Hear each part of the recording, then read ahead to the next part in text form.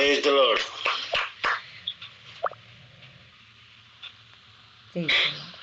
Zikariya bhai, praise the Lord. Praise the Lord, Zikariya bhai. Praise the Lord ସମସ୍ତଙ୍କୁ ପ୍ରଭୁ ଯୀଶୁ ଖ୍ରୀଷ୍ଟଙ୍କ ଭାଇ ପ୍ରେଜ୍ ଦ ଲର୍ଡ। ଆଜ୍ଞା ବାକ୍ୟକୁ ଯିବା ପୂର୍ବରୁ 2 ମିନିଟ୍ ମୁଁ ପ୍ରାର୍ଥନା କରେ। ଅତ୍ୟନ୍ତ ଦୟାଳୁ ପ୍ରେମିକ ଅନୁଗ୍ରହକାରୀ ସ୍वर्ଗୀୟ ପିତା, ତୁମରି ପବିତ୍ର ମଧୁରମୟ ନାମକୁ ଧନ୍ୟବାଦ ଦିଏ ପ୍ରଭୁ। ସୁନ୍ଦର ପ୍ରଭୁ ପ୍ରାତଃକାଳୀନ ସମୟ ଦେଲ ବାପା, ଧନ୍ୟବାଦ ଦଉଛୁ ପ୍ରଭୁ। ଅନେକ ଜୀବିତ ତୃଷିତ ବାପା ପ୍ରଭୁ, ତୁମେ ପ୍ରତ୍ୟେକଙ୍କୁ ପରିତୃପ୍ତ କର, ମୋ ମୁଖରେ ତୁମରି ବାକ୍ୟର ପୂର୍ଣ୍ଣତା ଦିଅ ପ୍ରଭୁ। ଅନେକ ଯେ ପ୍ରକାର ତାହା ବୁଝିବାକୁ ପାରିବେ ପ୍ରଭୁ, ସେଥିପାଇଁ ତୁମେ ସାହାଯ୍ୟ କର ପ୍ରଭୁ। ତୁମେ ହିଁ ପ୍ରଭୁ କଢ଼ାଇ ନିଅ ବୋଲି ଯୀଶୁଙ୍କ ନାମ ମାଗେ, ଆମେନ୍। ସମସ୍ତଙ୍କୁ ଖ୍ରୀଷ୍ଟୀୟ ନମସ୍କାର ଆଉ ହ୍ୟାପି କ୍ରିସମାସ। ବର୍ତ୍ତମାନ ପ୍ରଭୁ ଯୀଶୁଙ୍କର ଜନ୍ମର ଉତ୍ସବ ସାରା ବିଶ୍ୱରେ ଚାଲିଅଛି, ନୁହେଁ କି? ଆଉ ସେ ବିଷୟ ନେଇ କିଛି ଉପସ୍ଥାପନ କରିବା ପାଇଁ ଚାହେଁ।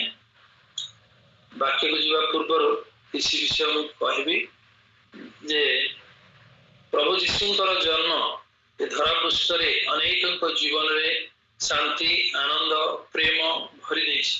ଏବେ ସେ ଜନ୍ମ ଗ୍ରହଣ କରିନାହାନ୍ତି, 2024 ବର୍ଷ ପୂର୍ବେ ଧରା ପୃଷ୍ଠରେ ସେ ଜନ୍ମ ଗ୍ରହଣ କରିଛନ୍ତି। ଖ୍ରୀଷ୍ଟମାସଟା এই ପ୍ରକାର ଏକ ବାତାବରଣ ଯେ ପ୍ରଭୁ ଯୀଶୁଙ୍କ ଜନ୍ମ ଦିବସ କେବଳ ଯେ ଗୋଟିଏ ସେ ଗ୍ରାମର ପରମେଶ୍ୱର ନୁହନ୍ତି କିମ୍ବା ସହରର ପରମେଶ୍ୱର ନୁହନ୍ତି କିମ୍ବା କୌଣସି ଗୋଟିଏ ଦେଶର ପରମେଶ୍ୱର ନୁହନ୍ତି। ବର୍ତ୍ତମାନ ପୃଥିବୀରେ ପ୍ରାୟ 200ରୁ ଅଧିକ ଦେଶ ଅଛି। ଆଉ ଏଇ ଦିନ ମାନଙ୍କରେ ଗୋଟିଏ ଦେଶରୁ ଅନ୍ୟ ଦେଶକୁ ଯିବାକୁ ହେଲେ ଆମେ ସାଧାରଣତଃ ବିମାନ ଯାତ୍ରା କରିଥାଉ। ଆଉ ବିମାନ ଯାତ୍ରା କରିବା ସମୟରେ ଆମେ ଯଦି ଲକ୍ଷ୍ୟ କରିବା ପ୍ରତ୍ୟେକ ବିମାନ ଆଶ୍ରୟ ସ୍ଥଳରେ ଖ୍ରୀଷ୍ଟମାସର ଯେଉଁ ବାତାବରଣ ନିଶ୍ଚୟ ଆମେ ଦେଖିବାକୁ ପାଇବା। ତେଣୁ ପ୍ରଭୁ କେତେ ମହାନ ଆମର ପରମେଶ୍ୱର, ତାଙ୍କର ଜନ୍ମର ଗୋଟିଏ ମହତ୍ ଉଦ୍ଦେଶ୍ୟ ଥିଲା। ବିନା ଉଦ୍ଦେଶ୍ୟରେ ଏ ଜଗତକୁ ସେ ଆସିନାହାନ୍ତି କିମ୍ବା ଜନ୍ମ ଗ୍ରହଣ କରିନାହାନ୍ତି। ତାଙ୍କର ଜନ୍ମର ଏତେ ମହାନ ବିଷୟ ଯେ ବହୁତ ଆଶ୍ଚର୍ଯ୍ୟ, କାରଣ ସେ ଗୋଟିଏ ପ୍ରାନ୍ତର କିମ୍ବା ଦେଶର କିମ୍ବା ରାଜ୍ୟର ପରମେଶ୍ୱର ନୁହନ୍ତି, ସାରା ବିଶ୍ୱର ସେ ଏକମାତ୍ର ପରମେଶ୍ୱର ଅଟନ୍ତି। ଆଉ ସେଇ ପରମେଶ୍ୱରଙ୍କୁ ଆମେ ମାନେ ସେବା କରୁ, ତେଣୁ ଆମେ ଆଜି ଆନନ୍ଦିତ।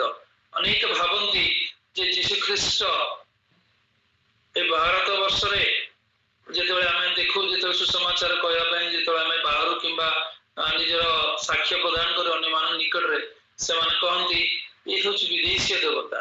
ପ୍ରକୃତରେ ସେ ବିଦେଶୀୟ ଦେବତା ନୁହେଁ କିମ୍ବା ଆମେରିକାର ଦେବତା ନୁହନ୍ତି। ପ୍ରଭୁ ଯୀଶୁ ଖ୍ରୀଷ୍ଟଙ୍କର ଯଦି ଆମେ ଦେଖିବା, ସେ ହେଉଛନ୍ତି କୋଉଠି ଜନ୍ମଗ୍ରହଣ କରିଛନ୍ତି? ଏ ଏସିଆ ମହାଦେଶରେ। ଇସ୍ରାଏଲ ଦେଶ ଯଦି ଆମେ ଦେଖିବା, ଇସ୍ରାଏଲ ଦେଶ ଏ ଏସିଆ ମହାଦେଶରେ ହିଁ ରହିଛି। ତେଣୁ କୌଣସି ଆମେରିକା ବା ଉତ୍ତର ଆମେରିକାରେ ସେ ଜନ୍ମ ଗ୍ରହଣ କରିନାହାନ୍ତି, କି ଦକ୍ଷିଣ ଆମେରିକାରେ ଜନ୍ମ ଗ୍ରହଣ କରିନାହାନ୍ତି, କି ଅଷ୍ଟ୍ରେଲିଆରେ ସେ ଜନ୍ମ ଗ୍ରହଣ କରିନାହାନ୍ତି, କି ଆଫ୍ରିକାରେ ସେ ଜନ୍ମ ଗ୍ରହଣ କରିନାହାନ୍ତି। କେବଳ ପରମେଶ୍ୱର ହେଉଛନ୍ତି ଏଇ ଏସିଆ ମହାଦେଶର ଇସ୍ରାଏଲ ବୋଲି ଗୋଟେ ଦେଶ ଅଛି, ସେ ଇସ୍ରାଏଲ ଦେଶରେ ବେଥଲେହେମ ସହରରେ ସେ ଜନ୍ମ ଗ୍ରହଣ କରିଅଛନ୍ତି। ତେଣୁକରି କୌଣସି ବିଦେଶୀୟ ପରମେଶ୍ୱର ନୁହନ୍ତି। ଯେହେତୁ ଅନେକ ଏହା କହନ୍ତି ଯେ ଇଏ ହେଉଛି ଆମେରିକାର ପରମେଶ୍ୱର, ହୁଏତ ସବୁବେଳେ ଆକ୍ଷେପ କରନ୍ତି ଯେ ବ୍ରିଟିଶ ମାନେ ଯେତେବେଳେ ଦେଶରେ ରାଜତ୍ୱ କରୁଥିଲେ, ସେମାନଙ୍କ ମନରେ ଏହା ଗୋଟେ ଧାରଣା ଆସିଛି ଯେ ଇଏ ହେଉଛନ୍ତି ଆମେରିକାର ପରମେଶ୍ୱର। ତେଣୁ ପ୍ରକୃତରେ ଆମେରିକାର ପରମେଶ୍ୱର ନୁହନ୍ତି, ପ୍ରକୃତରେ ହେଉଛନ୍ତି ଏସିଆ ମହାଦେଶରେ ଆମର ଇସ୍ରାଏଲ ଦେଶରେ ସେ ଜନ୍ମ ଗ୍ରହଣ କରିଛନ୍ତି। ପ୍ରେଜ୍ ଦ ଲର୍ଡ। ଆଉ ତାଙ୍କର ଉଦ୍ଦେଶ୍ୟ ଗୋଟିଏ ମହତ୍ ଉଦ୍ଦେଶ୍ୟ ଥିଲା। କଣ ନା, ଆମେ ଆଜି କ୍ୟାଲେଣ୍ଡର ଗୁଡାକରେ ଯେଉଁ ଲେଖୁଛୁ ସେଥିରେ କଣ ଲେଖା ହଉଛି ନା ବର୍ଣ୍ଣନା ହଉଛି ନା ଖ୍ରୀଷ୍ଟ ପୂର୍ବ କିମ୍ବା ଖ୍ରୀଷ୍ଟାବ୍ଦ। ବର୍ତ୍ତମାନ ଖ୍ରୀଷ୍ଟାବ୍ଦ 2024 ବୋଲି ଆମେ ଏବେ ଲେଖା ହଉଛି କ୍ୟାଲେଣ୍ଡରରେ। ସାରା ବିଶ୍ୱରେ ବି ପ୍ରାୟ ଦେଖିବାକୁ ଗଲେ ତାହା ବର୍ଣ୍ଣନା କରାଯାଉଛି। ଏଇଟା ହଉଛି ଗୋଟିଏ ମହତ୍ ଉଦ୍ଦେଶ୍ୟ ନା, ଯେଉଁ ଦିନ ସେ ଜନ୍ମ ଗ୍ରହଣ କଲେ ସେଇ ଦିନ ଠାରୁ ଏ ଶକାବ୍ଦ ବିଷୟ ପୁରା ଲେଖା ଯାଉଛି। ଖ୍ରୀଷ୍ଟ ପ୍ରଭୁ ସେଇଠି ଖ୍ରୀଷ୍ଟ ଜନ୍ମ ହେବା ପରଠାରୁ ଖ୍ରୀଷ୍ଟ ଆଉ ଖ୍ରୀଷ୍ଟ ଜନ୍ମ ହେବା ପୂର୍ବରୁ ଖ୍ରୀଷ୍ଟ ପୂର୍ବ ବୋଲି ବର୍ଣ୍ଣନା କରାଯାଇଛି। ଏଇଟା ଗୋଟେ ମହତ୍ ଉଦ୍ଦେଶ୍ୟ। ତାଙ୍କ ଜନ୍ମ ହେବା ପରେ ସାରା ବିଶ୍ୱରେ କ୍ୟାଲେଣ୍ଡର ସିଷ୍ଟମ ବା ଦିନ ଗଣନାର ସୁନ୍ଦର ଯେ କ୍ୟାଲେଣ୍ଡର ସିଷ୍ଟମ ପ୍ରଚଳନ ହେଇଛି, କେତେ ମହତ୍ ବିଷୟ ନୁହଁ କି? ଆଉ ଗୋଟେ ଉଦ୍ଦେଶ୍ୟ ହେଉଛି ତାଙ୍କର ଜନ୍ମ ଗ୍ରହଣ କରିବାର, ନା ଯେ କେତେ ମହାନ, ନା ଯେତେବେଳେ ଆମେ ଜାଣୁ ଯେ ଯୀଶୁ ଖ୍ରୀଷ୍ଟ ଯେତେବେଳେ ଜନ୍ମ ଗ୍ରହଣ କରିଥିଲେ ତାଙ୍କୁ ଦେଖା କରିବା ପାଇଁ ଆମ ବାଇବଲରେ ବର୍ଣ୍ଣିତ ଅଛି ତିନୋଟି ପଣ୍ଡିତ ମାନେ, ଅନେକ ତ ପଣ୍ଡିତ ଆସିଥିବେ କିନ୍ତୁ ତିନୋଟି ପଣ୍ଡିତ ମାନେ ତାଙ୍କ ଜନ୍ମ ହେବା ପରେ ତିନୋଟି ପଣ୍ଡିତ ମାନେ ତିନୋଟି ବିଷୟ ତାଙ୍କୁ ଭେଟ କରି ଭେଟି ରୂପେ ସୁନା, କୁନ୍ଦୁରୁ ଆଉ ଗନ୍ଧରସ ସେମାନେ ସେ ପରମେଶ୍ୱରଙ୍କୁ ଦଉଛନ୍ତି। ସେ ତିନି ଜଣଙ୍କର ନାମ ଏଭଳି ଯେ ଜଣଙ୍କର ନାମ ହଉଛି ମେଲକିୟର, ଆଉ ଜଣଙ୍କର ନାମ ହଉଛି ଜାସ୍ପେର ବା କ୍ୟାସ୍ପେର, ଆଉ ଜଣଙ୍କର ନାମ ହଉଛି ବେଲଥାଜର। ମେଲକିୟର ହଉଛନ୍ତି ଜଣେ ପାରସିକ ବା ଇରାନ ପ୍ରାନ୍ତର ପଣ୍ଡିତ। କ୍ୟାସ୍ପର ବା ଜାସ୍ପର ଆମେ ଯାହା କହୁଛୁ ସେ ହଉଛନ୍ତି ଭାରତରୁ ଯାଇଥିବା ପଣ୍ଡିତ। ତୃତୀୟ ଜଣ ହଉଛନ୍ତି ବେଲଥାଜର, ସେ ହଉଛନ୍ତି ଆରବ ଦେଶର ପଣ୍ଡିତ ମାନେ। ତାଙ୍କ ଜନ୍ମର କେତେ ମହାନ ବିଷୟ ଆମେ ଦେଖିବାକୁ ପାଉଛୁ ଯେ ସେ ଆମର ଯେ ପ୍ରକାର ବାଇବଲରେ ଗଣନା ପୁସ୍ତକରେ ଲେଖାଯାଏ ଯେ ଯାକୁବ ବଂଶର ଏକ ନକ୍ଷତ୍ର ଉଦିତ ହେବେ, ସେ ବିଷୟ ନେଇକି ଯେତେବେଳେ ବର୍ଣ୍ଣନା କରାଯାଇଛି ସେ ସମୟରେ ଯେଉଁ ନକ୍ଷତ୍ର ଗଣନାକାରୀ ପଣ୍ଡିତ ମାନେ ଏମାନେ ବିଭିନ୍ନ ଦେଶରେ ଯୋଉ ଆମେ ଦେଖିବାକୁ ପାଉଛୁ ଯେ କେବଳ ଯେ ଭାରତ ବା ପୂର୍ବ ଦେଶୀୟ ଯୋଉ ପଣ୍ଡିତ ଲେଖାଯାଇଛି, ପୂର୍ବ ଦେଶୀୟ ପଣ୍ଡିତ ଯୋଉ ଲେଖାଯାଇଛି ପୂର୍ବ ଦେଶୀୟ ଅନୁସାରେ ଏମାନେ ହଉଛନ୍ତି ସେ ପାରସିକ, ଭାରତ ଆଉ ଆରବୀୟ। ତିନି ଜଣଙ୍କର ସେଠି ପ୍ରଭୁ ଯୀଶୁଙ୍କର ଯେତେବେଳେ ଜନ୍ମ ଗ୍ରହଣ ହେଇଛନ୍ତି ସେମାନେ ସେ ନକ୍ଷତ୍ର ଗଣନା କରି କରି ଜାଣିପାରିଲେ ଯେ ପ୍ରଭୁ ଯୀଶୁଙ୍କ ଯୋଉଦିନ ଜନ୍ମ ହେଲା ସେଦିନ ସେଇ ଏକ ନକ୍ଷତ୍ର ଗୋଟେ ସ୍ୱତନ୍ତ୍ର ଧରଣର ନକ୍ଷତ୍ର ଯାହାକି ସୃଷ୍ଟି ହେଇଥିଲା। ସେ ନକ୍ଷତ୍ରକୁ ସେମାନେ ଗଣନା କରି କରି ତିନି ଜଣ ଯାକ ବିଭିନ୍ନ ପ୍ରାନ୍ତରୁ ଆସି ସେଇ ସ୍ଥାନରେ ମିଳନ ହେଲେ। ତାହା ହଉଛି ଆଉ ଗୋଟେ ପ୍ରଭୁ ଯୀଶୁଙ୍କର ଜନ୍ମର ଗୋଟେ ମହତ୍ ଉଦ୍ଦେଶ୍ୟ ହେଲା ଯେ ସେ କେବଳ ଗୋଟିଏ ପ୍ରାନ୍ତର ବୋଲି ଯୋଉ ଭ୍ରାନ୍ତ ଅଛି ବା ଆମେରିକାର ଦେବତା କି ଗୋରା ଲୋକଙ୍କର ପରମେଶ୍ୱର ବୋଲି ଯୋଉ ରହୁଛି, ଏଇଥିରୁ ଆମେ ଜାଣିପାରିବା ଯେ ସେ କେବଳ ଯେ ଆମେରିକାର ନୁହନ୍ତି, ସେ ବିଭିନ୍ନ ପ୍ରାନ୍ତରରୁ ଯେ ଗଣନା କରି ଲୋକମାନଙ୍କୁ ସେ ମିଳନ କରିଛନ୍ତି। ଏଇ ଯୋଉ ପଣ୍ଡିତ ମାନେ ଆସିଥିଲେ ସେମାନେ ଭିନ୍ନ ଭିନ୍ନ ଦେଶରୁ ଆସି ପ୍ରଭୁ ଯୀଶୁଙ୍କୁ ଦେଖା କରିବା ପାଇଁ ଯେତେବେଳେ ସେମାନେ ଯାଇ ସେମାନେ ଯୋଉ ଉପହାର ଆଣିଥିଲେ ସେ ଉପହାର ବା ଭେଟି ପରମେଶ୍ୱରଙ୍କୁ ଦେଲେ, ଆଉ ତାହା ଆମେ ଜାଣିପାରୁଛୁ ଯେ ସେମାନଙ୍କର ମିଳନ ହେଲା। ଏଇଟା ଗୋଟେ ମହତ୍ ଉଦ୍ଦେଶ୍ୟ ପ୍ରଭୁ ଯୀଶୁଙ୍କ ଜନ୍ମର। ଆଉ ଦେଖିବା ଯେ ପ୍ରକାର ଲେଖାଯାଇଛି ଗଣନା ପୁସ୍ତକରେ ଯେ ଯାକୁବ ବଂଶରେ ଗୋଟିଏ ନକ୍ଷତ୍ର ଉଦିତ ହେବେ। ଯାକୁବ ହଉଛନ୍ତି ଅବ୍ରାହମଙ୍କର ନାତି। ଆଉ ପରମେଶ୍ୱରଙ୍କର ଜନ୍ମ ବିଷୟରେ ଏଭଳି ଭାବେ ବର୍ଣ୍ଣନା କରାଯାଇଛି କେବଳ ପ୍ରଭୁ ଯୀଶୁଙ୍କ ଛଡା ଅନ୍ୟ କୌଣସି ପରମେଶ୍ୱରଙ୍କ ବିଷୟରେ ବାଇବଲରେ କିମ୍ବା ଅନ୍ୟ କୋଉଠି ବି ବର୍ଣ୍ଣନା କରାଯାଏ ନାହିଁ। ପ୍ରଭୁ ଯୀଶୁ ଖ୍ରୀଷ୍ଟଙ୍କର ଜନ୍ମ ପୂର୍ବରୁ ପାଖାପାଖି 2000 ବର୍ଷ ପୂର୍ବେ ଆମେ ଯଦି ଦେଖିବା ଯେ ସେଇ ଗଣନା ପୁସ୍ତକ ହଉଛି ସେଇ ସମୟର ଯେ ପ୍ରଭୁ ଯୀଶୁ ଖ୍ରୀଷ୍ଟଙ୍କର ପୂର୍ବ ଅବ୍ରାହମ ଯାକୁବଙ୍କ ସମୟରେ ସେଇ ସମୟରେ ଲେଖାଯାଇଥିବା ଏଇ ପୁସ୍ତକଟି ଯେ ମୋଶା ଲେଖିଥିଲେ। ଆଉ ସେ ବିଷୟରେ ବର୍ଣ୍ଣନା କରାଯାଇଛି ନା ଆମେ ଯଦି ଦେଖିବା ଆଦାମ ଠାରୁ ଅବ୍ରାହମ 1000 ବର୍ଷ, ଅବ୍ରାହମ ଠାରୁ ଆଉ ପ୍ରଭୁ ଯୀଶୁ ଖ୍ରୀଷ୍ଟଙ୍କର 1000 ବର୍ଷ, ଆଉ ପ୍ରଭୁ ଯୀଶୁ ଖ୍ରୀଷ୍ଟଙ୍କର ଜନ୍ମ ହେବା ଠାରୁ ବର୍ତ୍ତମାନ ଆମେ ଦେଖୁଛୁ 2024 ବର୍ଷ। ଏଇ ପ୍ରକାର ଆମେ ଦେଖିବାକୁ ପାଉଛୁ। ଏଇ ବର୍ଷ ହେଲା ଦେଖନ୍ତୁ ନା ଅବ୍ରାହମ ଠାରୁ ଯେ ଦାଉଦ ପର୍ଯ୍ୟନ୍ତ 1000 ବର୍ଷ, ଦାଉଦଙ୍କ ଠାରୁ ପ୍ରଭୁ ଯୀଶୁ ଖ୍ରୀଷ୍ଟଙ୍କର 1000 ବର୍ଷ। ଏ ପ୍ରକାର 2000 ବର୍ଷ ଆମ ବିଷୟରେ ଯଦି ଦେଖିବା ଯେ ପ୍ରଭୁ ଯୀଶୁ ଖ୍ରୀଷ୍ଟଙ୍କର ଜନ୍ମର 750 ବର୍ଷ ପୂର୍ବରୁ ଯେଉଁ ଭବିଷ୍ୟତ ବକ୍ତାଙ୍କର ଆମେ ଦେଖୁଛୁ କଣ ନା ଭବିଷ୍ୟତ ବକ୍ତାଙ୍କ ପୁସ୍ତକ ଆମର ଲେଖାଯାଇଛି, ମିଖାରେ ତାଙ୍କ ଜନ୍ମ ବିଷୟରେ ଲେଖାଯାଇଛି, ଇସାଇଙ୍କ ଭବିଷ୍ୟତ ବକ୍ତାରେ ଲେଖାଯାଇଛି। କଣ ଲେଖାଯାଇଛି ନା ଏ ପରମେଶ୍ୱରଙ୍କ ବିଷୟରେ ଲେଖାଯାଇଛି। ସେ କୋଉ ଗୋତ୍ରରେ ଜନ୍ମ ହେବେ, କୋଉ ସ୍ଥାନରେ ଜନ୍ମ ହେବେ, କାହାଠାରୁ ଜନ୍ମ ହେବେ, এই ପ୍ରକାର ସ୍ୱତନ୍ତ୍ର ବର୍ଣ୍ଣନା ଆମର ମାନେ ଯେତେବେଳେ ବାଇବଲ ଅଧ୍ୟୟନ କରୁ ତାଙ୍କର ଜନ୍ମ ବିଷୟରେ এই ସମସ୍ତ ବର୍ଣ୍ଣିତ ହେଇଛି, ଯାହାକି ଏହା ମଧ୍ୟ ଗୋଟେ ଉଦ୍ଦେଶ୍ୟ ପୂର୍ବ। ଅନ୍ୟ କୌଣସି ଲୋକଙ୍କ ବିଷୟରେ ତୁମ ଆମମାନଙ୍କ ବିଷୟରେ ମଧ୍ୟ କୌଣସି ଜାଗାରେ ବର୍ଣ୍ଣନା ହେଇନି ଯେ ତୁମେ ଏଇ ସ୍ଥାନରେ ଜନ୍ମ ହବ। ଯେତେବେଳେ ଆମେ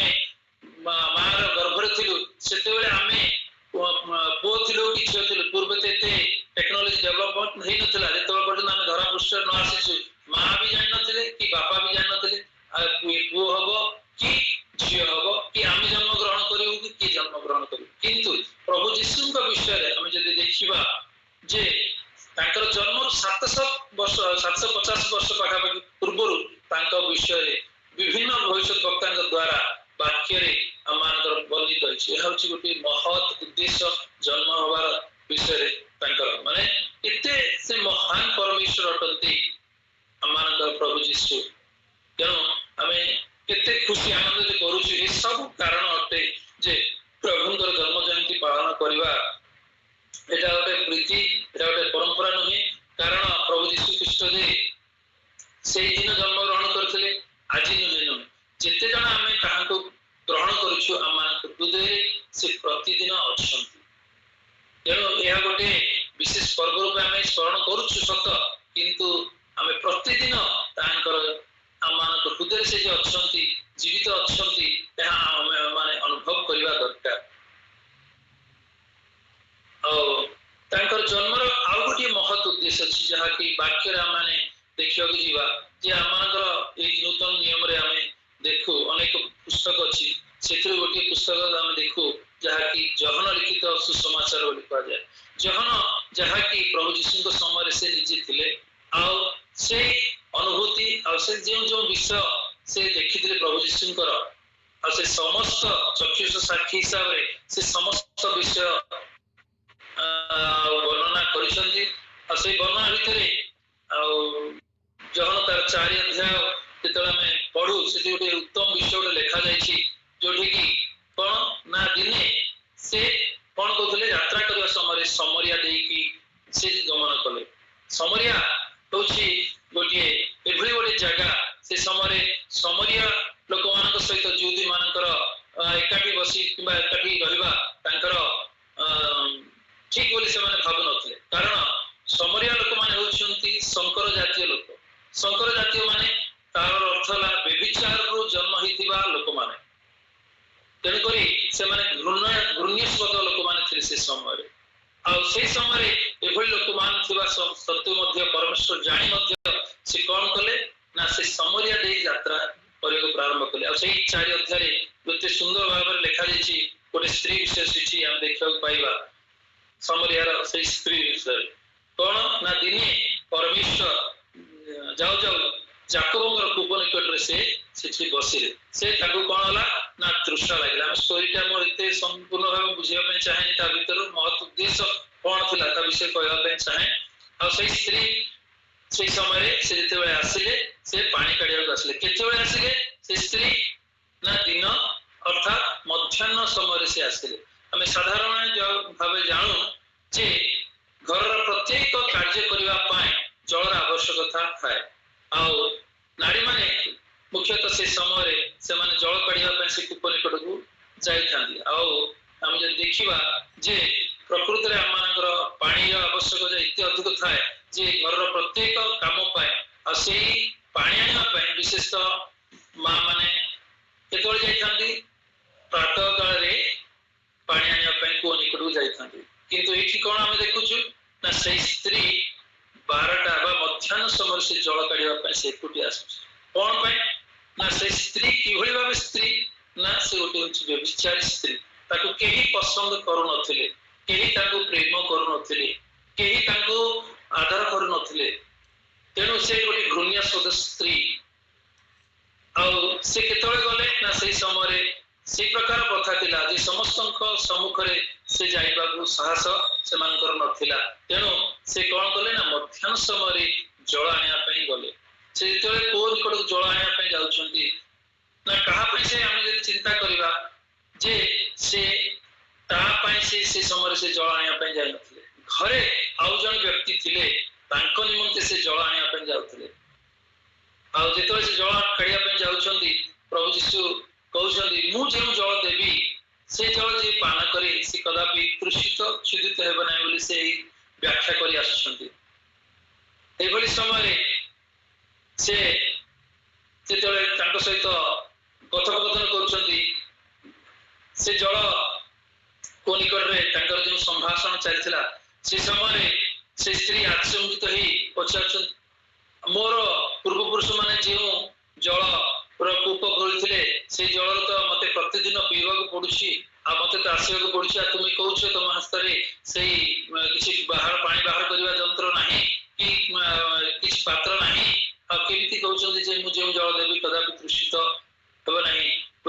ଯେତେବେଳେ କହୁଛନ୍ତି ସେ ବହୁତ ଆଚମ୍ବିତ ହେଇଗଲେ ସେ ସ୍ତ୍ରୀ ଲୋକଟି। ଆଉ ସେତେବେଳେ ସେ ଦେଖନ୍ତୁ କେତେ ସୁନ୍ଦର ତାଙ୍କୁ ସମ୍ବୋଧନ କରୁଛନ୍ତି। ସେ କହୁଛନ୍ତି ଗୋ ନାରୀ। ସେ କଣ ସମ୍ବୋଧନ ପାଇଲେ? ଗୋ ନାରୀ। ଯେତେବେଳେ ସେ ଏଇ କଥା ଶୁଣିଲେ ତାଙ୍କ ହୃଦୟ ଭିତରେ ଗୋଟେ ବଡ ପ୍ରକମ୍ପନ ଆସିଲା। କଣ ବୋଲି ନା ମତେ ତ ଏଇଠି ଏତେ ଲୋକମାନେ ଅଛନ୍ତି, ମତେ ତ କେହି ଗୋଟିଏ ଲୋକ ଭଲ ପାଆନ୍ତି ନାହିଁ, ମତେ ଦେଖିଲେ ଲୋକେ ଘୃଣା କରନ୍ତି, ଆଉ ମନେ ମନେ ଆଉ କଣ କରନ୍ତି ନା ଘୃଣ୍ୟ ଭାବରେ ବା କୁଦୃଷ୍ଟିରେ ବା ଗୋଟିଏ ମନ୍ଦ ଭାବରେ ମତେ ବ୍ୟବହାର କରନ୍ତି। କିନ୍ତୁ ଇଏ ବ୍ୟକ୍ତି କିଏ ଯେ ମତେ କଣ ବୋଲି କହୁଛନ୍ତି? ଗୋ ନାରୀ। ସମ୍ମାନର ପଦ ଦେଇ ପରମେଶ୍ୱର ତାଙ୍କୁ ଜଣାଉଛନ୍ତି। ଆଉ ସେତେବେଳେ ସେ କହୁଛନ୍ତି ତୁମେ ଯାଅ, ତୁମେ ଆପଣ ସ୍ୱାମୀ କି ଆଣ ବୋଲି ସେ କହୁଛନ୍ତି।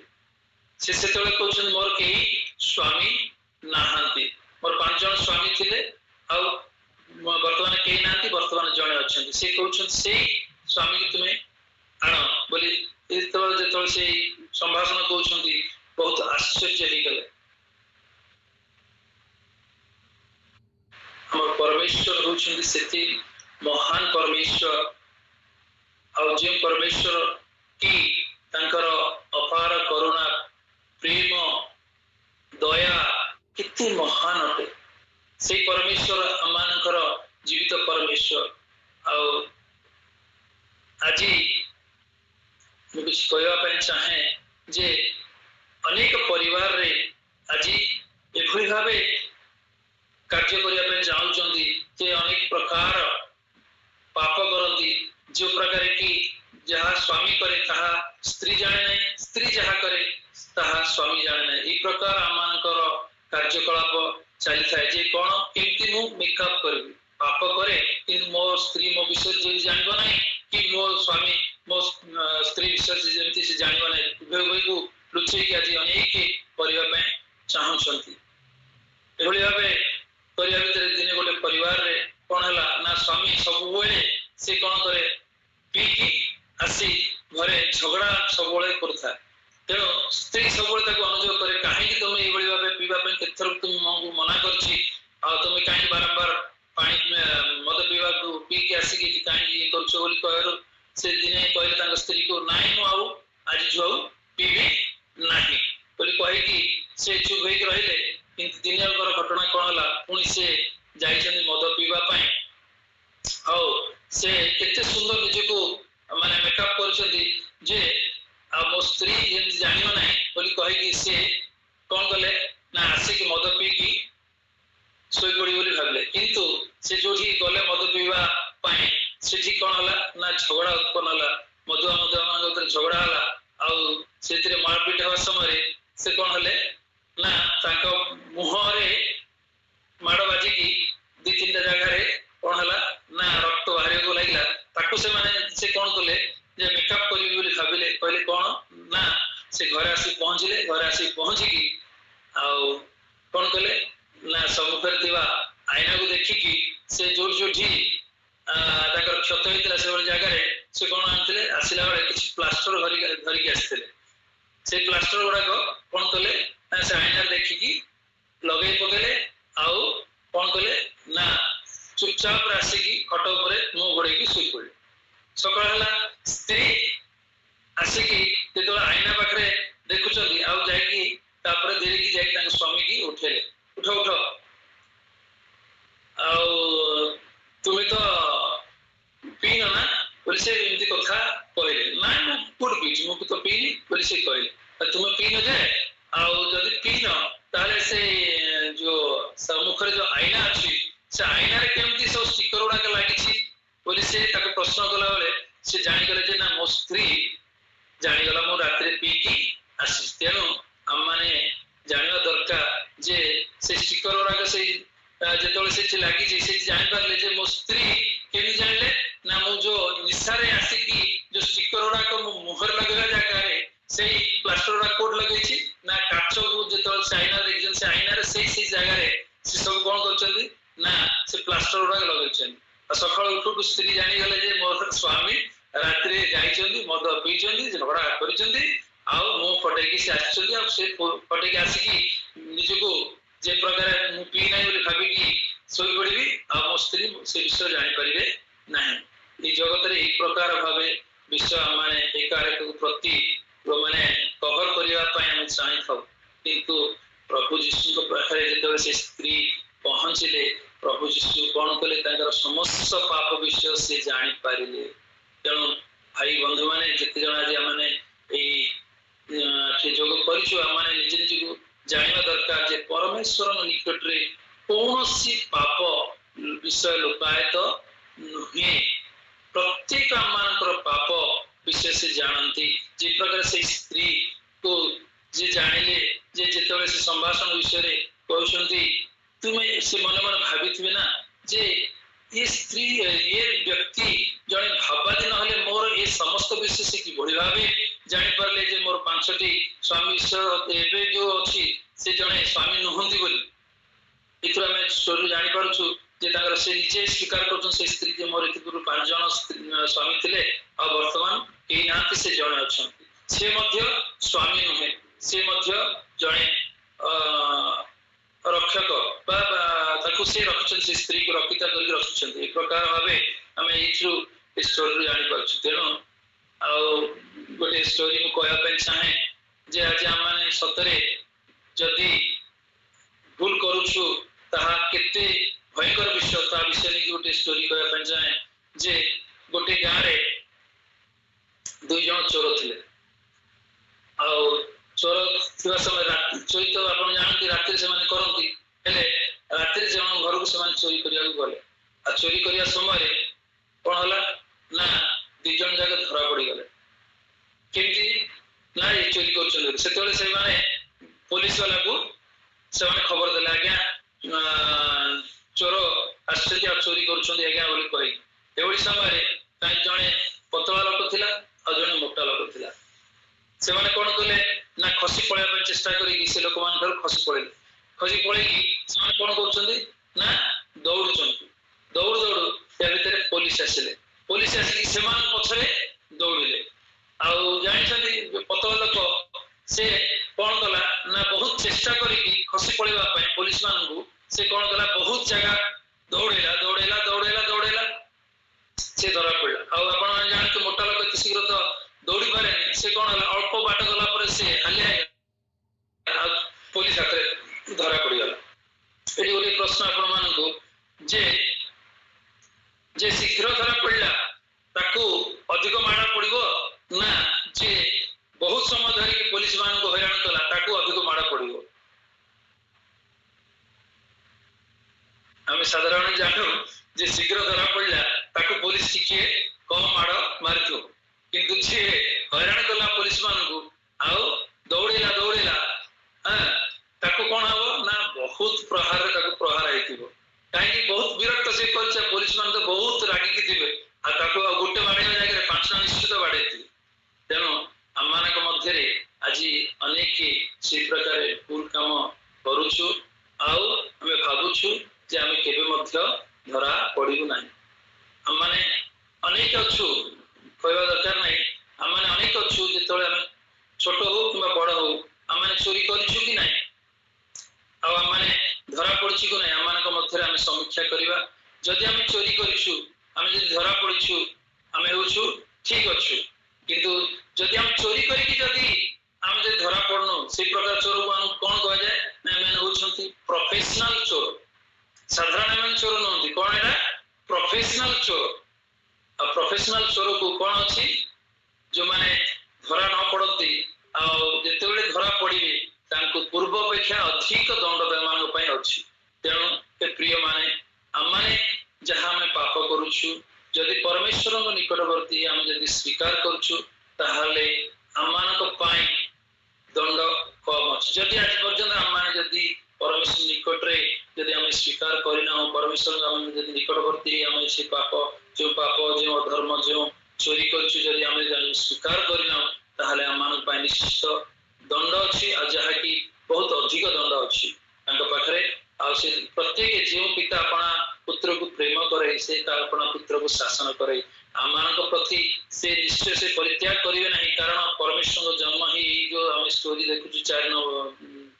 लिखित 4 अध्याय जो स्त्री विषय से स्त्री लोक कौन कले ना पापर विषय से जानी से जे भाव जानिले आउ से कौन कले निजर प्रत्येक पाप परमेश्वर निकट स्वीकार कर मोर 5 जन स्वामी थे आ वर्तमान जन अच्छी माने से कौन निजर सब विषय निकट प्रकाश करुछंती आ से प्रकार हम जदी परमेश्वर निकट निजर पाप धर्म दोष स्वीकार करवा से आम पाए क्षमार परमेश्वर दयार परमेश्वर आ से आम को कौन करती ना क्षमा करने पाए से सदा सर्वदा तत्पर प्रस्तुत तेणु आम से दुईटा चोर विषय जब आम देखा आम कौ प्रकार चोर स्थित अच्छु जे आम चोरी करके आम शीघ्र धरा पड़ीचु ना चोरी करके आम आज पर्यंत धरा पड़ीनु आम कौन करछु बहुत सुंदर भाव निजी को सजैकी रखिछु ए विषय आम निजी निजे परीक्षा करवा आपण मान मो प्रश्न अच्छी कारण अनेक आम आज पर्यंत पाप कले हम परमेश्वर उत्तम परमेश्वर से क्षमा करेंगे कहीकि आम निजे निजे आम हृदय को आम कठिन करूँ से प्रकार न करूँ प्रकृत में आम जब यीशु को प्रेम करुचु जन्म जयंती आम एत आडंबर सहित घर द्वार